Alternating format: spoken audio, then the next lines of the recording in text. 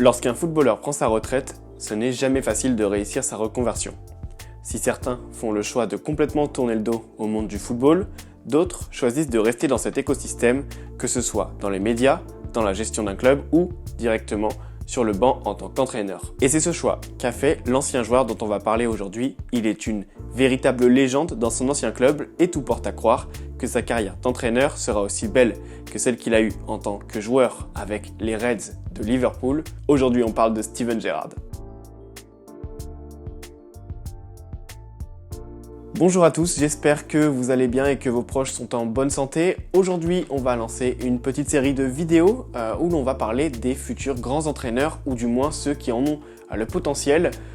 C'est une idée qui m'a été donnée par Nicolas en commentaire de ma vidéo sur Marcelo Bielsa. Pour ce premier épisode, j'ai décidé de partir en Écosse et plus précisément à Glasgow où Steven Gerrard a pris les rênes des Glasgow Rangers depuis maintenant 2 saisons. Alors il faut savoir qu'avant de signer aux Glasgow Rangers, Steven Gerrard avait déjà managé une équipe puisqu'il était en charge des U18 et des U19 de Liverpool. Il s'était notamment fait remarquer lors de la saison 2017-2018 où il les avait emmenés jusqu'en quart de finale de Youth League en éliminant des équipes comme Manchester United, le Spartak Moscou et le FC Séville tout en proposant un jeu super intéressant. C'est ce qui a poussé les Rangers à parier sur lui après l'échec de l'ancien entraîneur Pedro Caixinha qui avait été assez catastrophique notamment sur le plan défensif. Et c'est comme ça donc que Gerrard s'est retrouvé sur le banc avec un contexte un petit peu particulier puisqu'en face de lui il a le Celtic Glasgow, équipe monstrueuse d'Écosse qui marche sur le championnat depuis 2012. Malgré ça, Gerrard accepte le challenge et a su créer une très belle équipe en seulement 2 petites saisons. Comme on peut le voir sur cette image, les Rangers évoluent dans un 4-3-3 assez classique. On y retrouve Alfredo Morelos en attaque qui est un excellent buteur colombien. Gerrard est aussi allé chercher des jeunes de Liverpool comme Ryan Kent et Fetaï Ojo. A noter aussi la présence de Steven Davis et Jermaine Defoe, âgés respectivement de 35 et 37 ans. Enfin, l'équipe est emmenée par James Tavernier, capitaine de l'équipe depuis 2018, qui, au-delà de l'aspect leadership qu'il apporte, est aussi un excellent tireur de coups de pied arrêtés. Lors de sa première saison, Gerrard termine 2e derrière le Celtic, mais avec un motif très encourageant, celui d'avoir été la meilleure attaque du championnat avec 82 buts marqués. Ils ont aussi atteint les phases de groupe d'Europa League, ce qui n'est pas forcément très simple, puisque pour rappel, les clubs écossais doivent passer par tous les tours préliminaires avant d'accéder donc aux phases de groupe, ce qui impose énormément de matchs pendant l'été avec des déplacements un petit peu partout en Europe. C'est donc une année très encourageante pour les Rangers et de nombreux fans espéraient que la saison actuelle soit celle de la confirmation avec pourquoi pas un titre tant attendu. Malheureusement, ce ne sera pas pour cette année puisqu'au moment où le championnat écossais s'est arrêté, les Rangers comptaient au moins 10 points d'écart face aux Boys du Celtics. Par contre, les Sky Blues nous ont offert un super parcours en Europa League puisqu'en plus d'être sortis des phases de groupe, ils ont réussi à éliminer Braga avec une super victoire 3-2 et un doublé de Yanis Hadji, fils de la légende roumaine. Alors si pour l'instant les Rangers ne sont pas parvenus à se mettre au niveau du Celtic, c'est parce qu'il manque quelque chose de très important, la régularité. Parce que si face aux gros, les Rangers s'en sortent la plupart du temps, il y a encore trop de points perdus face aux plus petites équipes et c'est ça qui les empêche d'aller chercher ce titre de champion d'Écosse tant attendu. Il y a des très bonnes bases, et ça fait que 2 ans qu'il est là. Mais voilà, tu fais un partout à Hearts, tu fais 2-2 contre Aberdeen, tu refais 0-0 contre Aberdeen, tu fais 2-2 contre St Johnstone, tu perds contre Kilmarnock et tu repères contre Hearts. Enfin, tu perds contre Hamilton lors de l'avant-dernier match avant ce confinement. C'est pas des trucs qui sont censés arriver. T'es chez toi contre Hamilton, qui est une des plus mauvaises équipes de Premiership, ça doit être 3-0.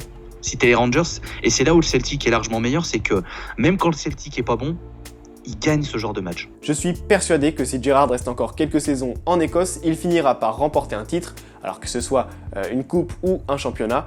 Pour cela, il faut que son équipe soit autant impliquée lors d'un match face à Aberdeen ou face aux Hearts que lors d'un Old Firm face au Celtic. Alors on a parlé des résultats, et bien sûr c'est quelque chose de très important pour un entraîneur, mais lorsque l'on évoque Steven Gerrard, il faut aussi parler du jeu qu'il propose. Comme je le disais en début de vidéo, il a d'abord commencé avec les jeunes de Liverpool, et on sent qu'il s'inspire beaucoup de ce qui a été mis en place par Jürgen Klopp avec les Reds. Comme l'entraîneur allemand, Gerrard a mis en place un très gros pressing pour étouffer son adversaire. Les défenseurs sont souvent très hauts, le milieu de terrain joue vite, souvent en une touche de balle, et les latéraux sont très importants. Cette action, qui mène au but face au Celtic, l'illustre bien puisque c'est Baresic, le latéral droit, qui est monté pour offrir cette superbe passe décisive à Ryan Kent. C'est quelque chose que l'on a l'habitude de voir en Angleterre, souvent avec Andy Robertson ou Alexander Arnold. On a donc un entraîneur relativement jeune, ancienne gloire de Liverpool, qui propose un jeu semblable à celui pratiqué actuellement par les Reds et qui en plus de ça obtient de très bons résultats. le rapprochement est vite fait, vous me voyez venir, est-ce que Gerrard peut prendre la relève de Jürgen Klopp? On l'a vu cette saison avec Frank Lampard qui, après avoir eu des résultats encourageants avec Derby County en Championship, a confirmé son potentiel à Chelsea.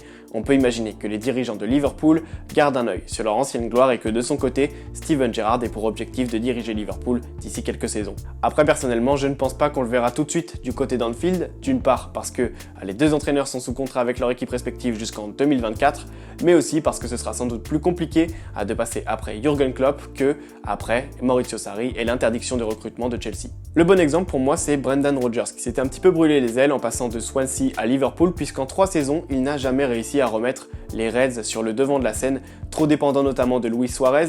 Il était donc reparti sur faire une réputation en Écosse, mais cette fois-ci du côté du Celtic, et depuis 2019, il est l'entraîneur de Leicester et obtient d'excellents résultats. Et c'est plutôt ce chemin de carrière que j'imagine pour Gerrard.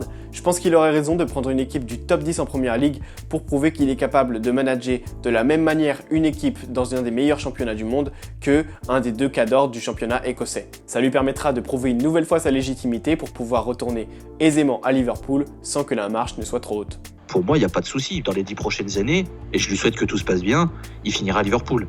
Pour moi, sur ce qu'il montre, il a les capacités pour être l'entraîneur qui va durer, et je lui souhaite. Parce qu'il a montré de très bonnes choses et qu'en Europe, j'ai pris du plaisir à mater les Rangers. Quand on matait pour Scotty Scheffler et qu'on faisait les live tweets pour animer le compte, etc., tu prends du plaisir à mater les Rangers parce que et voilà, ça construit, ça fait comme on disait, ça veut faire du jeu, ça essaie de faire bien, etc. Et c'est plaisant.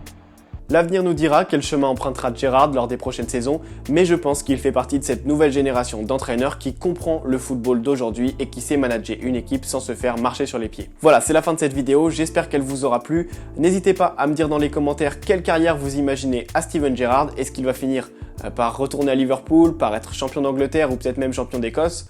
Voilà, ça m'intéresse vraiment de lire vos retours. Ça m'a fait très plaisir de vous parler des Rangers de Gerrard parce que c'est vraiment une de mes équipes coup de cœur cette saison. J'ai été séduit par le style de jeu mis en place, mais aussi par des joueurs comme Kent, Morelos et Baresic qui sont vraiment impressionnants. Je remercie aussi Loïs du compte Twitter Scottish Football FR avec qui j'ai pu discuter des Rangers et plus généralement du football écossais. C'était vraiment un plaisir, donc merci beaucoup. Je mettrai son Twitter dans la description. Vous pouvez mettre un petit like si ça vous a plu, vous abonner à la chaîne si ce n'est pas déjà fait et me retrouver sur Twitter et Instagram. D'ici là, on se dit à bientôt pour une prochaine vidéo. Salut!